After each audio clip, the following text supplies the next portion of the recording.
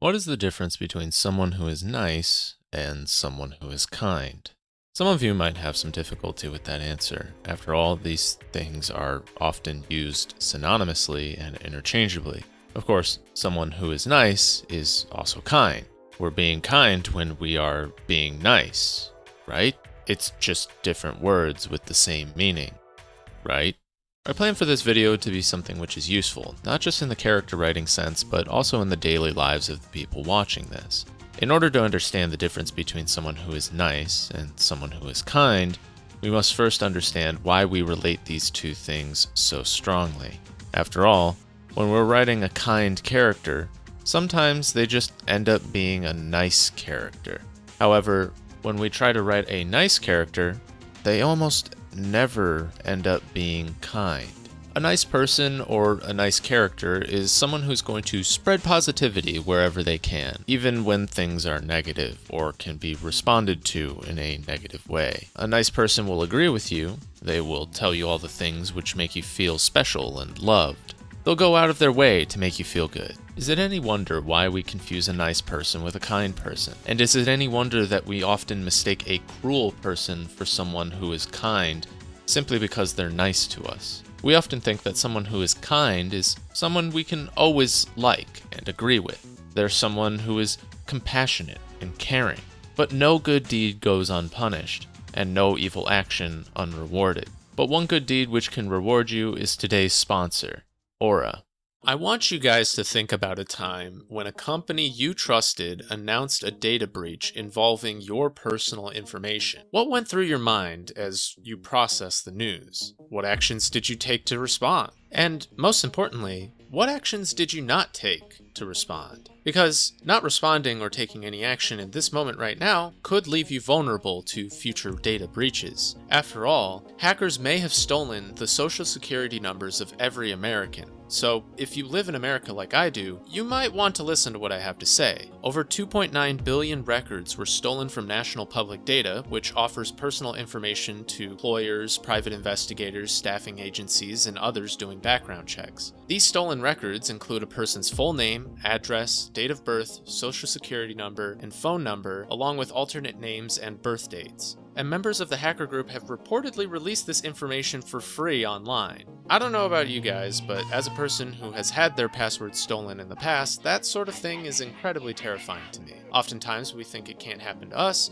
until it does, and we're left without any idea of what to do or who to call. Even if you're doing your best to keep your identity safe, things like this can still happen. And by the time you realize it has happened, it'll already be too late. That's why it's so important to get ahead of it and prepare for the worst. If you weren't taking precautions with your personal information online before, this should be a huge wake-up call. You've never been more vulnerable online than you are right now. But for me personally, I'm not too worried because I use Aura. Aura alerts me if my phone number, email, or social security number is on the dark web. They're going to let me know fast if anyone tries to use this information to get access to my credit or bank accounts. They also give me up to $5 million in identity theft insurance should the worst case scenario ever happen to me again. There's also a ton of other features to keep you safe online, all inside one easy-to-use app. You can go to my link, aura.com/scrit, to try 14 days for free. That will be enough time for Aura to find out if any of your personal data has been exposed.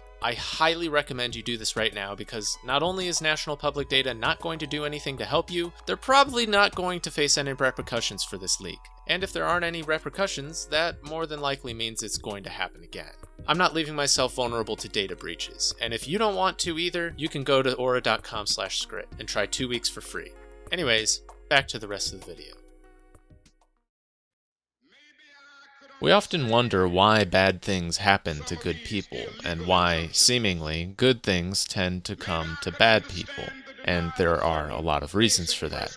Sometimes it is our environment, a result of structural issues which incentivize and reward underhanded or bad behavior while punishing people who do the right thing, or not punishing people for doing the wrong thing. In a game with no rules and corrupt officials, is it any wonder that the players end up cheating in the end? When there is no law or code of honor, then it is often the one who exploits others and the game itself who come out on top. Cheaters will often win. You see, a lot of the time, when we think of these situations, it can be easy to become cynical about them. viewing these types of situations in an isolated moment of time rather than picturing it at its full scope. Yes, the cheaters of this game might win the game, but when people know they actually cheated, they don't respect the cheater. When people know someone had to break the rules in order to claim victory, they often consider the victory to be hollow and meaningless. Even the cheaters themselves will often find their victories lacking any meaning. After all, it wasn't the victory they were after.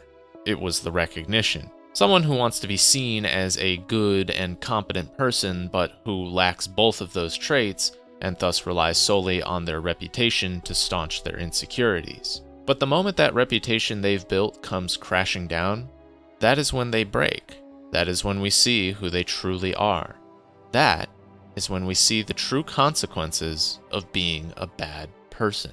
But let's bring this back to the difference between someone who is kind and someone who is nice. Some of you might have a good idea of the difference, while others might have difficulty putting it into words. I'll make it simple, and you can tell me in the comment sections if I'm wrong or not.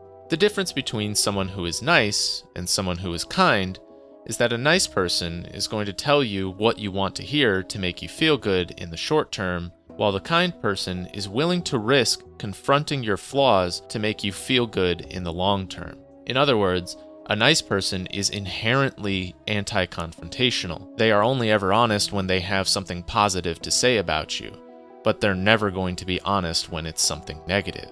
Meanwhile, a kind person is always honest, but they're also always thinking in the best interests of others, even when others might not appreciate it. And it's here that I want to point out a strange little thing about human psychology. We often mistake a nice person for a kind person. That much is easy to understand. However, most people don't realize that we also tend to mistake a kind person for a cruel person as well. And because the term nice and kind are interchangeable in a lot of people's minds, we will often be fooled by a cruel person to think they are kind because they have been nice to us. Because where a kind person is always honest and a nice person is only honest when it makes you feel good, a cruel person is only honest when it serves themselves, regardless of whether or not that honesty makes you feel good or if it points out a flaw in your personality to make you feel small. This is something you can and should make use of in your stories, because there's a level of unfairness and tension in this relationship between the nice, the kind, and the cruel, where in real life it can be difficult for people to discern whether or not somebody is nice, kind, or cruel. That does not need to be the case with your stories, so long as you understand the differences and how they can often be confused. There are plenty of stories you can write where a cruel or evil person acts nice to another character as a means to manipulate them. Someone whose kindness and honesty almost always seems to be used as a means to break someone else down, but never to build others up. One who has the veneer of someone who is just giving tough love to others, but who secretly uses that mask to hurt others instead. A cruel person will also exploit the ego. They will wear the mask of a nice person to make sure you continue to be the worst version of yourself. Does the outfit you're wearing make you look stupid? Is it wildly out of style? Does it make you look uncomfortable when you wear it? A cruel person will reassure you in this scenario. They will tell you that your outfit is amazing, that it's much more unique and interesting than anything they've ever seen. In fact, they want to take a picture with you. A cruel person will build your confidence in order to blind you from your flaws. They'll tell you all the bad decisions you make are actually good and to keep doing them. A cruel person is someone who is insecure in themselves. They're someone who feels the need to drag others beneath them and make sure to keep them there. They are people who see others above them and aim to use those people as a mean of raising their own personal status. A cruel person will be nice to people who are more popular or well-liked than they are. They will have nothing but praise for those people.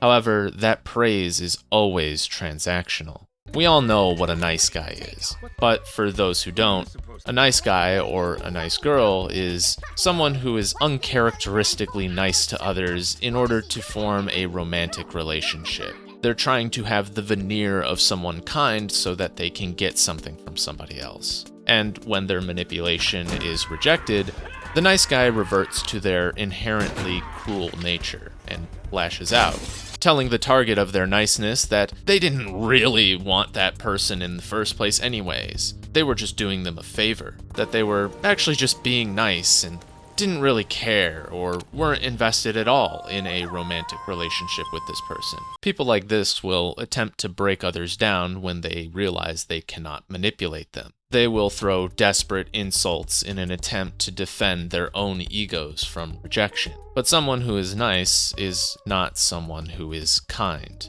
because the act of being nice to others is almost always transactional, whereas kindness is always a gift. Even people who are nice by their nature and who lack cruelty in their hearts are still transactional. It's just that these specific nice people expect a different type of reward from the people they are nice to. They expect others to like them. They are nice to everyone, always praising, always building others up, always making sure to compliment and stay positive so that others don't hate them. All the while, completely unable to fully connect with others. Always hiding their true feelings and adopting the opinions of other people, never forming an identity of their own, and instead forming the identity of someone whom other people can like. A nice person is transactional because they are only nice on the condition that you at least do not hate them. They want validation and reassurance that they are likable to other people, much like Ragatha from the amazing Digital Circus. Heck, she even admits in the 4th episode that the only reason she's nice to Jax is because she doesn't want Jax to hate her,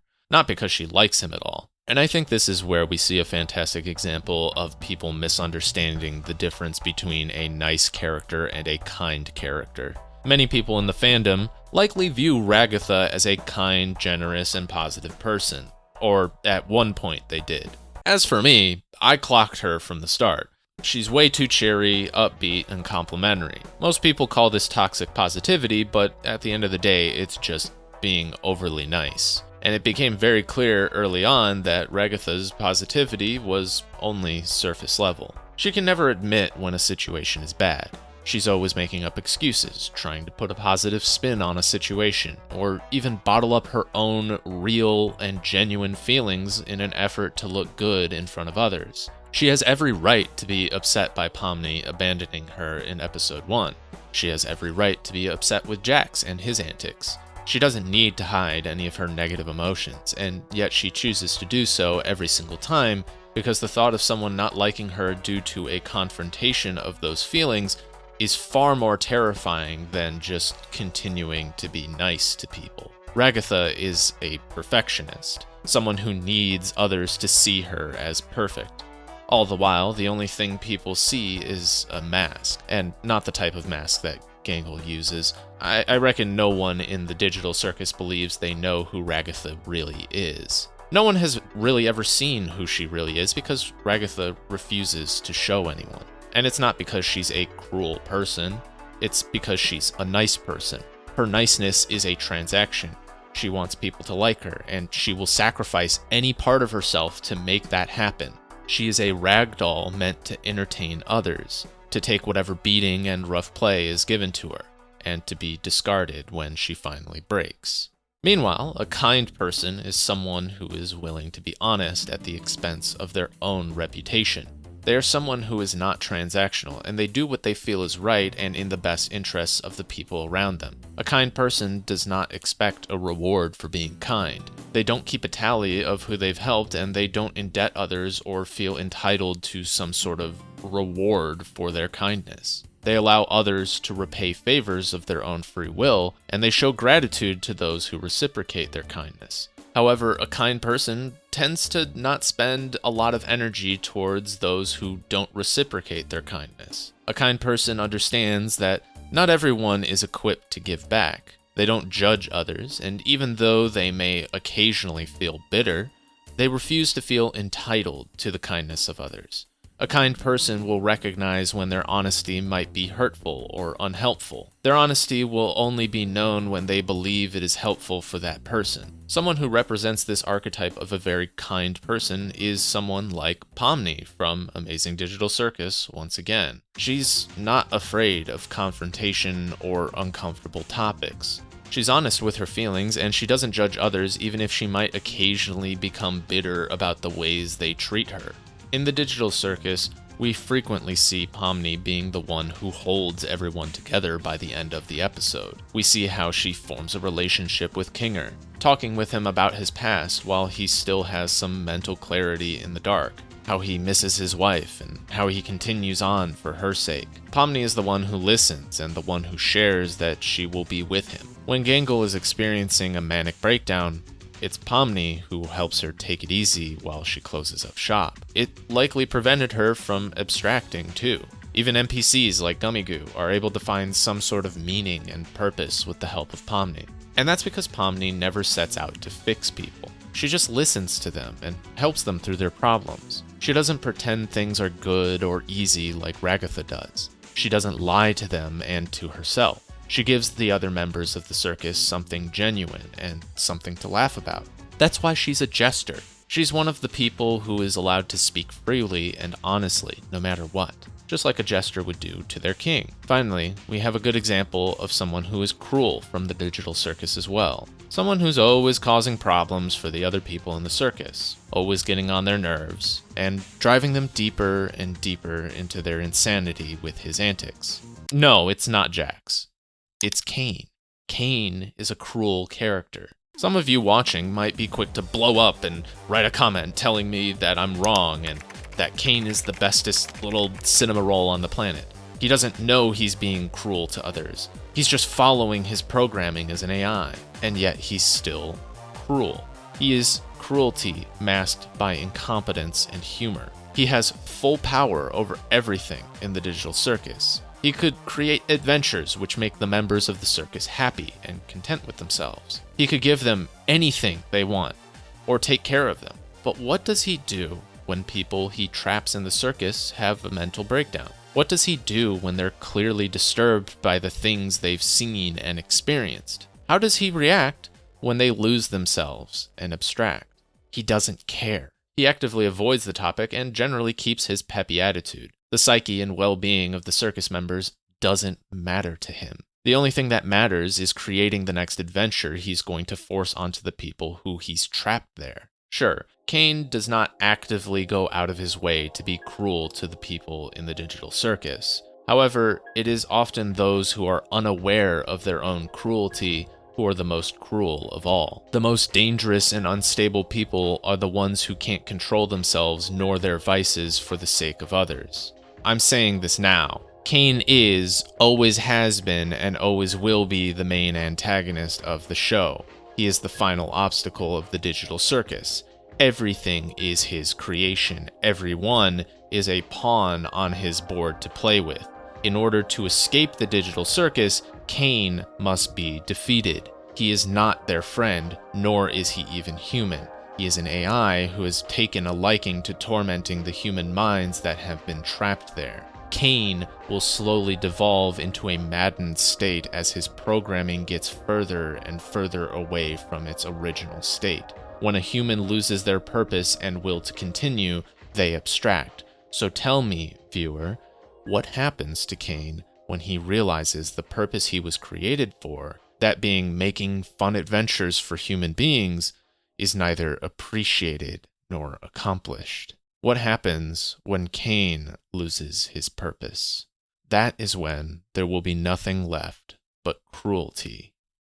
Understanding the difference between niceness, cruelty, and kindness is also useful for understanding criticism as well. Let's say that you've created something, whether it's a work of art, a story, a video, or a song. Let's say you're not fully finished with your work and you know it needs improvement, but you just don't know where you can improve. In this situation, a nice person is going to tell you that your work is amazing. It's the best thing they've ever read, in fact. And yet, when you really look at their words, the praise is almost always generic. It's nice, but it doesn't really give you anything useful. They tell you that they like a certain character, but they don't tell you why. They tell you that your work is great, but you notice they don't seem to care about it as much as they say they do.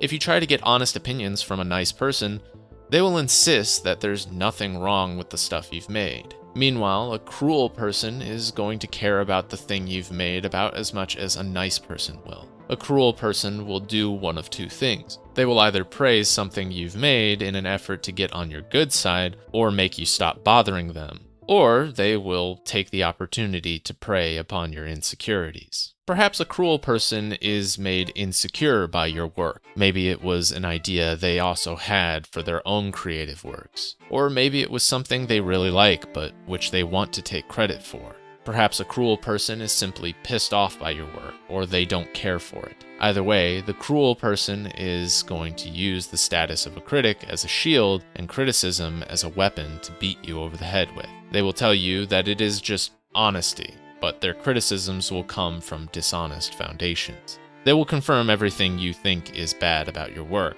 but they won't offer you any suggestions for how to improve it. A cruel person is only going to tell you the things that are wrong with what you've made. They're never going to tell you a direction to go, and they're not going to spare your feelings while they do it. However, unlike a nice person's criticism, a cruel person's criticism may still end up being useful, even if it has come from a bad place.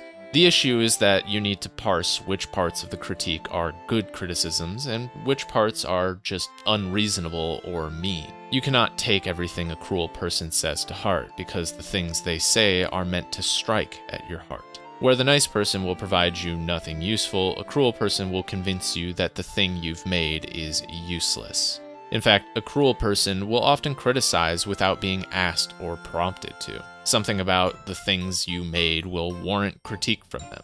It will warrant you hearing their opinion. They will tell you what's wrong in their eyes, and when you don't like their criticism or you don't take their criticism, they will attack you as a person and tell you that you just can't take criticism, all the while seemingly unaware that their critique was never asked for, nor was it ever useful to the person they were critiquing. A cruel person will feel entitled to gratitude when they criticize something.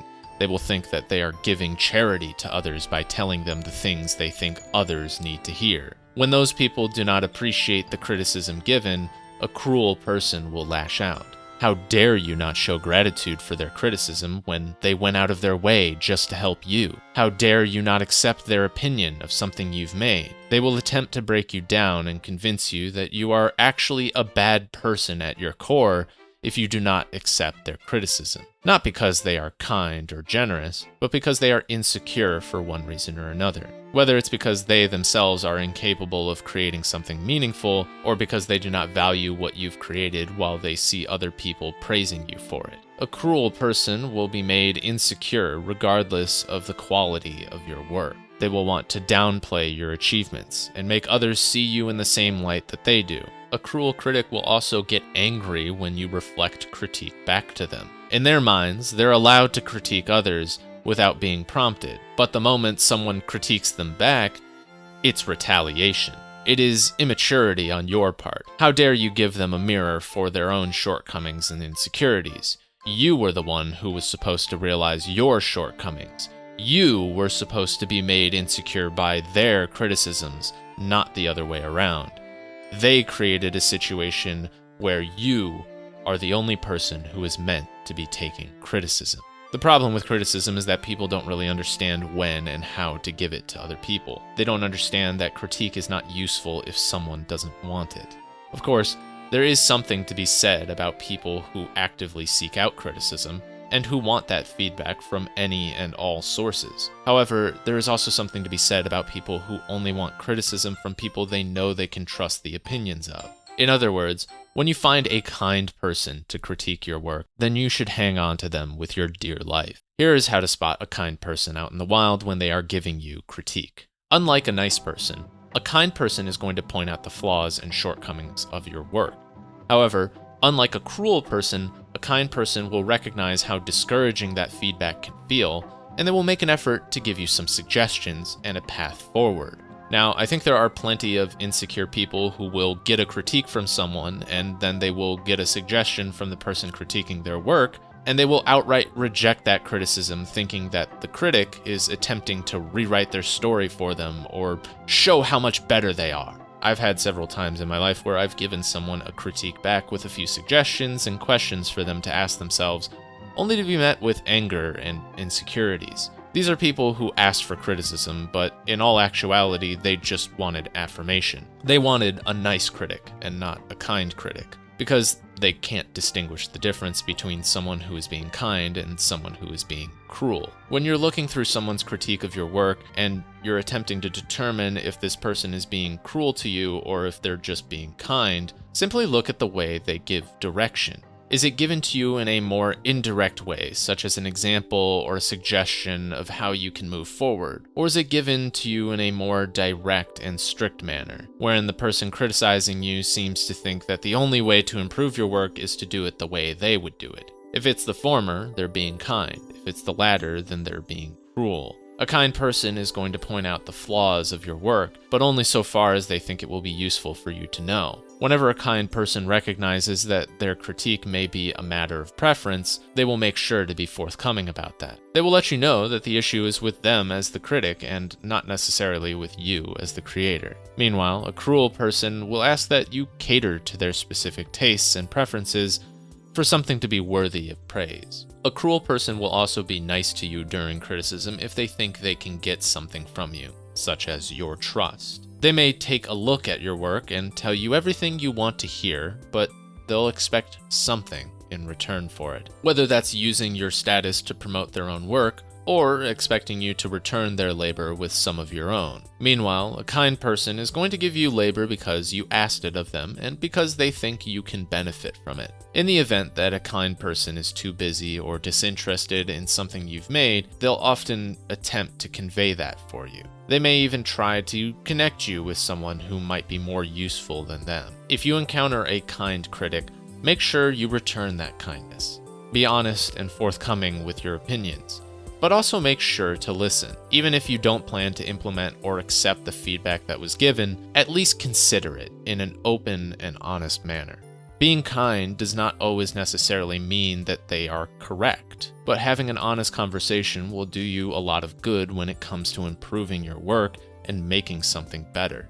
In our friendships, we would often like to see the best in those we surround ourselves with. We may even ignore their shortcomings for the sake of our own peace of mind. Whether the people we surround ourselves with affirm and validate us or break us down and make us the worst versions of ourselves, it's very rare that we recognize and appreciate the genuinely kind people in our lives. Because oftentimes, we're used to relationships which are transactional. Most people are either nice or cruel. And the most darkly comical part of it all is that most people also believe themselves to be kind, whether they are actually just nice or whether they are simply cruel. All the while not realizing that true kindness is not transactional and it never will be. Most people will transition between being nice and being cruel.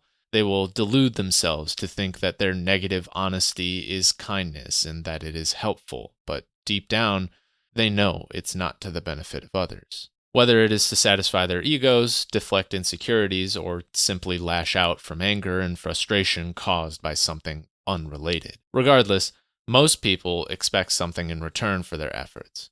Some perhaps don't feel entitled, but they do feel as though they are owed something when they help others. Most people are not kind because being truly kind means coming to terms with the fact that your good deeds may never be rewarded, and that they may sometimes even be punished. Most people are not kind because they lack the inner confidence and conviction to do the right thing even when it does not benefit them to do so, even when they might be harmed in the process of doing what is right for others. A kind person is self-sacrificing, but they would never ask others to do the same. A nice person or a cruel person is motivated by their own interests, whereas a kind person is motivated by an interest to do good for themselves and others. Kindness also doesn't mean that someone is easily exploited either, although that doesn't mean that they don't get exploited. A kind person will give trust, respect, and compassion to everyone, indiscriminately without expecting any of it in return. However, that does not mean that they must allow their efforts to be taken for granted or exploited by manipulative people. Kindness frees you to choose where your energy is best used, but it does not always help you choose the right people. An easy way to determine if your kindness is best expended elsewhere is to observe who reciprocates your efforts and who does not. Now, there is a thin line to be drawn between this and a transactional relationship. How can one keep a tally and not be transactional? The answer is pretty simple. Because in order to be transactional, you must be keeping a tally of debt, not of action or inaction. Here's what I mean by that. When you do something good for someone and you expect them to do something for you in return, that is transactional. But when you do something good for someone and you recognize that they do not do something good for you in return, that is being observant. In the second scenario, you are unconcerned by the concept of debt or wasted effort. Because to a good or kind person, their kindness is never wasted no matter who it is given to or how much of it is given. A kind person does not feel entitled, nor do they seek revenge or reparation for the kindness that they've given to people. Kind people will move on silently to someone more worthy of that kindness. They will always treat everyone with a basic level of decency, respect, and courtesy, but that also does not mean a kind person is a pacifist or that they cannot retaliate. However, a kind person will never do so out of their own self-interest. A kind person will fight on behalf of other people, and they will choose peace when it's a matter of protecting themselves. Meanwhile, an inherently nice person is similarly going to be nice to everyone, but they're also easily exploited by other people. They feel a sense of entitlement and debt, but they are more than willing to ignore their inner desires if it means pleasing others. A nice person will hide their discontentment with their situation in an effort to maintain appearances. They will only ever act out when it is permissible to act out. A nice person will only be honest when their honesty is validating to the people that they seek validation from in return. A nice person will be cruel when cruelty is rewarded. They will agree with your negative opinions of others in an effort to gain your trust, even if they might disagree with you.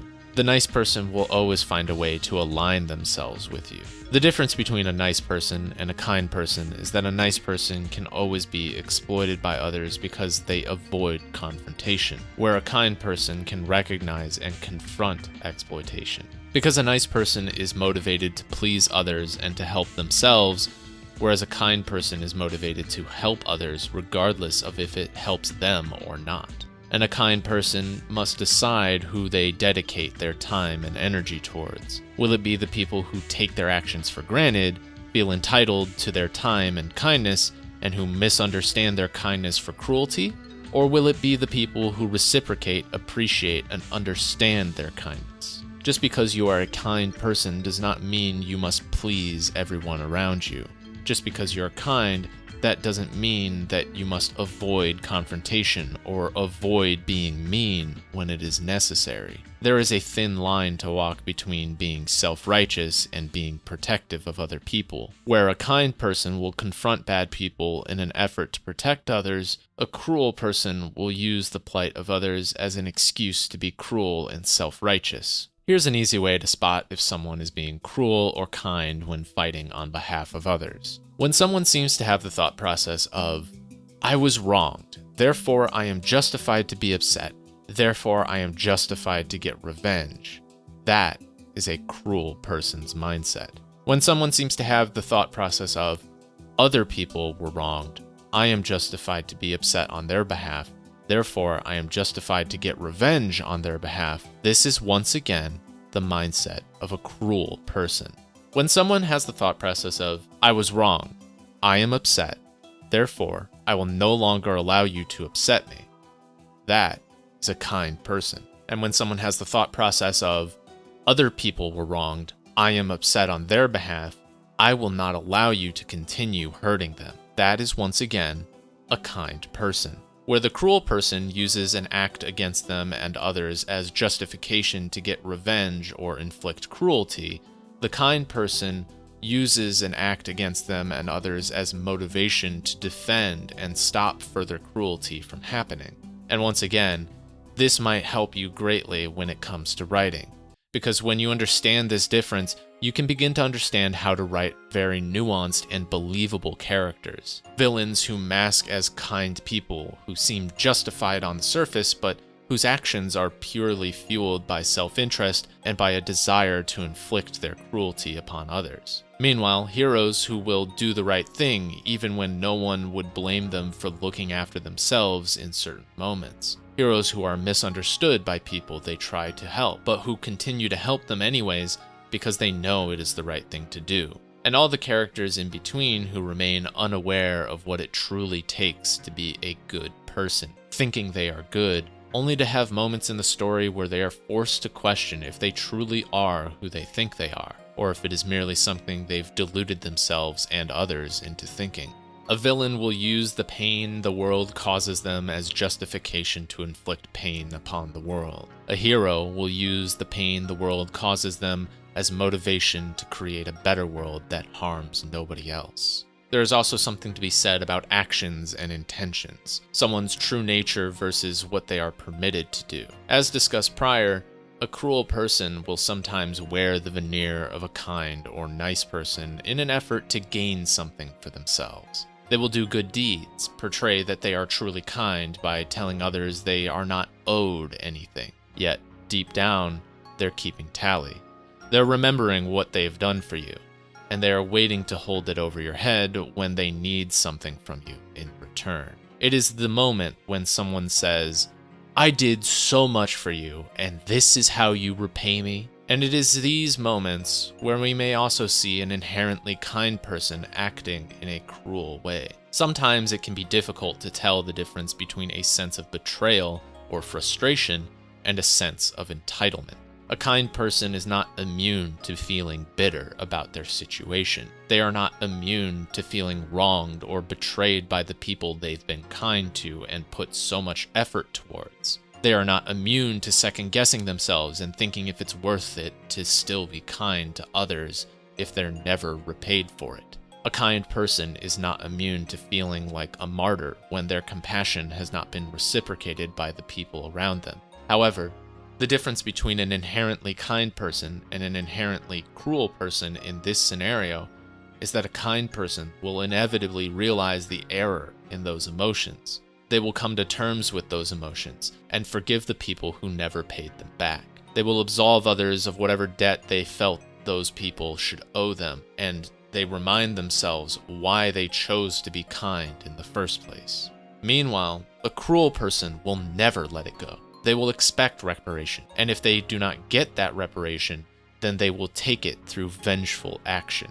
They will feel justified in doing so, believing that their kindness was not only wasted on someone, but that it is something they can take back from the unworthy, that they can rip away whatever they've gifted to others. When it comes to a cruel person, nothing is ever truly a gift. Everything must be compensated for in the end. Every act of kindness requires an equal or greater act in return. Every effort spared to others is a debt to be repaid with interest. Related to this is how these three types of people will treat others. When you go about your life, pay close attention to the ways your friends and colleagues treat other people. Stay silent, observe, and discern with empathy. Understand that not every act of cruelty comes from a place of evil or spite. Sometimes it comes from a place of frustration or longing. Sometimes people are just having a bad day. Sometimes people are unaware of the pain they cause others. Sometimes people have had their worst attribute enabled and instilled into them by others. You don't need to be the one to fix them, but you can at least do something for them which many people do not. You can try to understand them. You can make them feel heard. However, should you ever think that you must save someone from themselves, then you should realize how difficult it is to change yourself before you consider changing another. In these moments, when you see cruelty being committed, it is best not to put yourself at risk, but rather insulate others from that risk. Lead by example. Do not allow cruelty to persist, but also do not allow yourself to be the target of it either. Just because you are more capable of taking it doesn't mean you need to be the one to bear that burden on behalf of others. Keep cruelty at a manageable distance, both from others as well as yourself. Understand where that cruelty comes from, and do your best to help a cruel person understand it as well. However, do not enable their behavior. Forgiveness should be afforded to everyone, but that does not mean your forgiveness should act as permission. If you can frame your thinking in this way a bit more, I think most of you will find it easier to discern between a kind person, a nice person, and a cruel person. When someone treats you well, but they treat others poorly, consider the reasons for that. What do they have to gain from you that they treat you differently for it? What transaction are they expecting from you? It may not always be malicious, but it's definitely not the mark of an inherently kind person. When someone else treats you poorly, however, that does not necessarily mean they are a cruel person. Consider how this person treats you and how they treat everyone else. Consider your own faults, your own shortcomings, and be willing to confront them at any moment. If you have been singled out by someone, attempt to have an honest conversation, not only with them, but also with yourself. Be willing to acknowledge your own flaws and understand their perspective. Apologize where necessary. However, if you sense that someone is using your moment of honesty and forthcoming as an opportunity to break you down even more, then consider removing yourself from that person. This can take the form of someone who moves the goalpost of whatever a proper apology should be to them. Someone who will take every opportunity to attack even when you have shown yourself to be non-combative. This person will single you out because they've latched onto one thing they don't like, and they are treating others in a nice way so as to make sure they are not alone in disliking you. And when this happens, do your best to take any feelings of spite and bitterness and do away with them. Channel those negative emotions towards creation instead of destruction. Use that vengeful energy to better yourself and the lives of those around you, even if you think it might go unappreciated by the people you seek validation from. Sometimes it's best to be by yourself a little while as you reflect on your actions and work to become a better person. Let that pursuit be taken away by no one. Establish your convictions. Recognize who you are. You will always be imperfect. There will always be people who prey upon those imperfections. There will always be moments when you must be alone with yourself and when you must reflect upon your actions and your mistakes. So live every moment of your life in a way that you can be proud of. Anticipate the moments when you will have to be alone with yourself. Look forward to the days where you must live with yourself. And realize that this is the true reason to always be kind to others. Because no matter what happens, no matter who recognizes it or not, you will always be alone with yourself one day. And if you have been a kind person, then you can always be at peace knowing you've done good. Never use those moments of pride as an excuse to avoid confronting your flaws, however. Your kindness and good nature is not a reason to ignore your shortcomings. Always find something you can improve upon in those moments when you are alone. Sometimes we must disappear and be by ourselves so that we can return stronger than we were before. Allow those moments to come and go as they are meant to be. Realize the reasons you should be good to others. Recognize that you are owed nothing, but that you deserve peace. Forgiveness is not permission for others to continue their cruelty. It is your only method to move on from the hand you've been dealt by others. Forgiveness is peace unto ourselves. It is the relinquishing of cruelty and vengeful energy for the sake of one's own inner peace. Forgiveness is not obedience. It is not permission, and it is not a reward to be given to those who earn it. It is your peace and nothing more. And when you can understand this concept, you can understand what it truly takes to be a kind person in this world. So do not be afraid to be alone with yourself sometimes. When we are with ourselves, that is also when we are at our most creative. So capture those moments. Open up a document and start writing.